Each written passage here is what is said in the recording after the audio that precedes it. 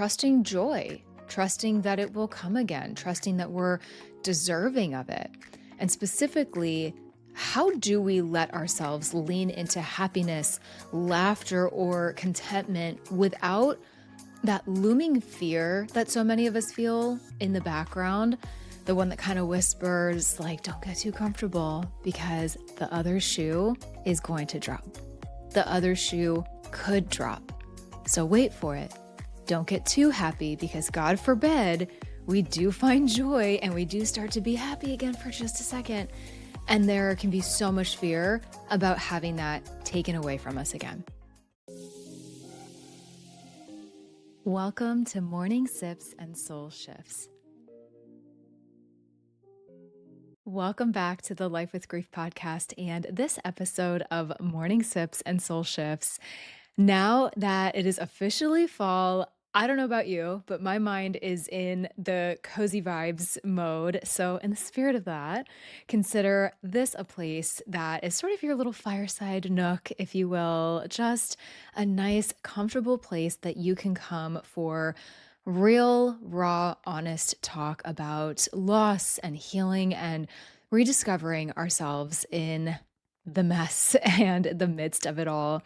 I am your host, Tara Accardo, and I am so glad that you're here. So go ahead and get comfy and let's dive into this minisode today. I wanted to talk about something that I think so many of us kind of wrestle with after loss, and that is very simply trusting joy, trusting that it will come again, trusting that we're deserving of it. And specifically, how do we let ourselves lean into happiness, laughter, or contentment without that looming fear that so many of us feel in the background? The one that kind of whispers, like, don't get too comfortable because the other shoe is going to drop. The other shoe could drop. So wait for it. Don't get too happy because God forbid we do find joy and we do start to be happy again for just a second. And there can be so much fear about having that taken away from us again. And if you have ever felt that way, please know you are not alone. In fact, it is one of the many very natural responses to grief, especially if you have endured multiple losses. I see this all the time with people that I work with. I myself have been through it, losing two parents, and it's so true. I could barely catch my breath before my dad died just after my mom died. And I was like, of course this would happen again. I was like cursing the universe so much already for feeling like it took my mom for me. And it was just scary because it was like this premonition of like, okay, dad dying would be the other shoe dropping, so to speak. And that's exactly what happened. And then a year later, just as I was getting, I'm going to say comfortable, I'm using that very loosely here, my dog died. And then I went through a traumatic birth. And it's like, it's so normal, I think, and natural to sort of live in this very hypervigilant state, right? It happens to a lot of us. Here's the thing. Grief teaches us that life can change in an instant, obviously. That safety that we once felt, it can feel completely taken from us, it's completely shattered. So when joy comes back around, even in small moments, it can feel almost kind of dangerous. Like if we trust it too much, we're just setting ourselves up to be hurt again. I 100% have felt this myself. Those moments when laughter bubbles up or something genuinely good happens, and immediately or almost immediately, there's that little pang of fear, right? What if this doesn't last? What if this is stripped away from me too? What if I don't deserve this? I want to hold on to this so badly, this joy that I'm finally feeling, but I don't want to get hurt again. So I'm not going to lean into this. I'm not going to give too much of my joy away because it's almost like the happier we get, the more joyful we are, right? Like the higher that we get, the further we can fall. And I get why people get stuck in that. It's so easy to live our life like that. But if we do, that means we're not really living, right? So Would be remiss if I didn't talk about why this happens. And I just alluded to some of this, so I won't belabor this on also for the sake of time today. But this happens for a lot of reasons, but the main one being that our bodies and brains are wired to protect us. After loss, especially repeated loss, we can develop this, as I mentioned, this kind of hypervigilance, and our bodies often remember that pain and that trauma of what we've been through. Our brain tries to prepare for the worst by not sort of fully letting go into the joy. It is our nervous system trying to shield us from future pain. And I get that.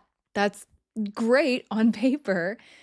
And while it makes sense, it's a survival strategy after all, it also means joy or laughter or happiness can feel very fragile or unsafe.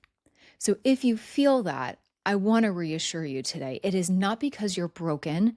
It's not because there's anything wrong with you. It's it doesn't even mean that you don't want that joy in your life, but it's likely because your body remembers. You rightfully so don't want to go through what you already have again. It was too painful, right? So let's normalize this. That's why we're talking about this today. It's not a flaw. It is a survival strategy. So let's reframe joy a little bit. And in doing this, I want to just give ourselves permission to feel it. Number one, joy doesn't mean we're forgetting our loved one or minimizing our grief. I am sure I have said that multiple times on this podcast before, but I always feel like it's one of those things we have to remember because I continue seeing it come up in fellow grievers that I work with or talk to. And there's so much guilt that we can feel for leaning into that. And a lot of people worry that they're moving on or moving on too quickly or whatever. As I always say, it's not moving on, it's moving forward. And it doesn't mean that we're moving forward too quickly. If you feel like those things come up even somewhat soon, let's say after you've lost a loved one, it means we're moving forward and being rightfully open to and accepting of joy that we are deserving of. And also, number two here, I kind of lost track of my numbers, but number two here, joy is a part of being human, just like death is, just like loss is. And that can coexist with grief. I've had this conversation multiple times recently. It's a very serendipitous conversation we're having today, but I was literally just speaking to someone about this yesterday and how that duality exists if we let it, how we can and should make space for the both ands of life. So you can kind of think of this metaphor of a wildflower, right? It's fragile, but it's so resilient and it grows even in those cracked sidewalks. And every time we let ourselves experience joy, we water that resilience in ourselves, so to speak. We build that muscle. And slowly but surely, we release that grip on thinking that something else bad is going to happen. Welcome to life. Bad things can happen all the time. And we are in an especially interesting and unsettling and kind of scary place in the world right now. This is nothing particularly new, and this certainly isn't the first time, but it's, I don't say that to scare anyone or to be like, we got to watch out. If anything, it's just proof that you never know what tomorrow is going to hold. So we can't live stuck in that what if space. That is simply not a life that is lived, right? So, sure, it might always be in the back of our mind just a little bit, especially for those of us who, again, have been through loss, maybe depending on where you are in your grief journey right now. If you're a little bit earlier on, because again, if I'm talking to myself in my early days of grieving when these losses were very back to back for me, I'd be like, yeah, I'm kind of living in that space a little bit right now. How could I not, right? So I want to hold space for that. And I want to hold space for the fact that these thoughts can and will cross our mind in general. How could it not? But it won't always be this in your face, prominent, all consuming grief and thought. But in saying that, we have to put in the work to learn how to release and surrender that as well. That doesn't just magically go away. Time certainly helps, but it's what you do within that time that is really, really important and pivotal. So, how do we start to trust joy again without that constant fear or guilt? One thing that has truly, truly changed my life and the people that I work with are micro moments. You might have heard me talk about these on the podcast before. Noticing the little things, your sip of coffee, and really genuinely tasting it, not just guzzling it down. A song that makes you sway and dance a little bit without you even realizing it. Sunlight on your skin. I went for a bike ride for the first time, and God knows how long. It was like almost 90 degrees. It was so hot, but it was like, it was what my soul needed. And it was kind of during golden hour. And I have not felt kind of that like level of being lit up and like aliveness in a hot minute. And I felt that on that bike ride. And I realized that. And I said to myself, you need to do more of this, whether it's a bike ride or something else. We can get so caught up in the grind of the day to day. And like, I have a child too, right? Like, for any parents out there, the day to day stressors and chaos of life are always going to be there. They're always going to be there. So we have to make time for these things. We have to make it a priority like we would drinking water or eating, right? This is like bare bones minimum stuff. I know it can feel kind of almost self-indulgent sometimes, but it's not. It's simply not. These little sparks of joy are amazing and they're so important, and they are safe places to practice this. And I feel like I have to mention my micro moments for transformation experience here, because if you are struggling with this or just want to tap into this and lean into this more, maybe you're perhaps even questioning like how micro moments can really work for you. Let me take the guesswork out of it for you. That is the whole point of this experience, because this experience was created, was literally born from exercises, mindset shifts.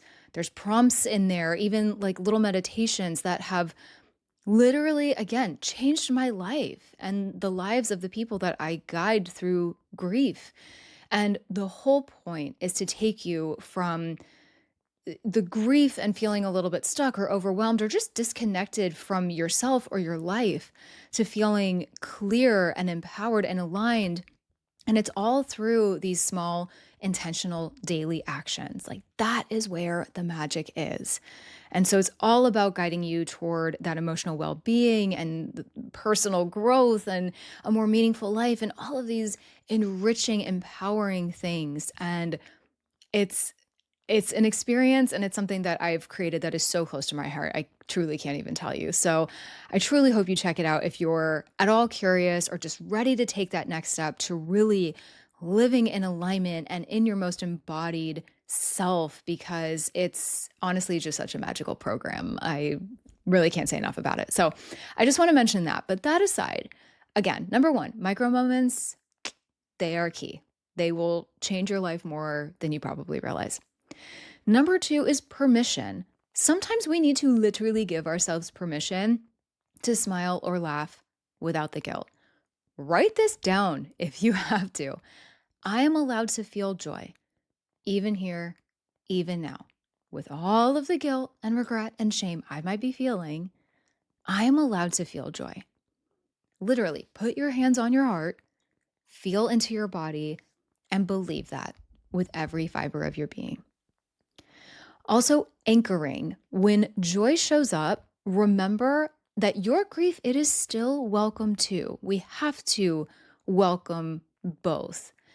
You don't have to choose one over the other. I feel like we think that sometimes, like that's the expectation, or we have to like turn it on or turn it off. And yes, There might be some times if you're about to go into a work meeting or you're whatever, you want to be strong for your kids. I was just talking to one of my best friends about that today.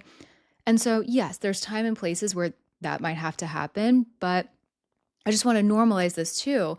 You might feel joy or happiness one moment and grief and sorrow and anguish the next. It's fluid. So just allowing space for that. And also on that note, take the pressure off and feel how that duality feels for you. But also anchor yourself in whatever griefy or joyful moment might be coming up for you and ask yourself, how am I really feeling? And what do I need right now? Check in with yourself. It's a beautiful practice in intuition, and it just helps you get to know yourself again and build that confidence and all of these amazing things. All right, last one here, and this will be a quick one, having a reassurance practice. Try telling yourself this moment of joy doesn't mean something bad is coming. It doesn't mean something bad is automatically going to follow. Just because that has been perhaps a pattern in the past, I am not feeding into this now. That is not my reality in this moment. This is simply a moment to receive and taking it one moment at a time. So, to close this out, my invitation for you today is this. Notice one small moment of joy. Don't overanalyze it. Don't judge it. Don't wonder why it's here or how long it's going to last. Don't brace yourself for what might follow. Get out of that future thinking. I know it's hard. I'm so guilty of it, but get out of that future thinking and just breathe it in and be so grateful for it. And I just want to say here, this isn't just throwing gratitude at things and just being like, just be grateful and get over it. That's not what I'm saying. But it's a really beautiful and important practice in being very present and what's in front of us right here, right now. And it's okay to be grateful for those little moments of joy. Let yourself trust it, even if only for a few seconds, and build on it from there, right? Because joy isn't about avoiding pain. It's about remembering that even in the midst of it, life still has beauty worth savoring. Life is still in front of us that needs to be lived. And we want to do that in a really abundant, awesome way, right? There's still a reason to get up in the morning, and there's still hope and things to look forward to, even if we can't see them right now. And that is also another really big lesson in trust. And I know that from personal experience. I've seen it in a lot of grievers. So I just encourage you to keep that in mind today. All right, my friend, I am so grateful that you joined me here in the Life with Grief Lounge today, as I like to call it. This space will always be here waiting for you whenever you need it. Lots of different episodes that are here to help you with lots of different types of loss and navigating life with grief. The metaphorical blanket, coffee, fire, all of it, whatever you need, it's always here for you. And until next time, be gentle with your heart and just know that you are not alone in this.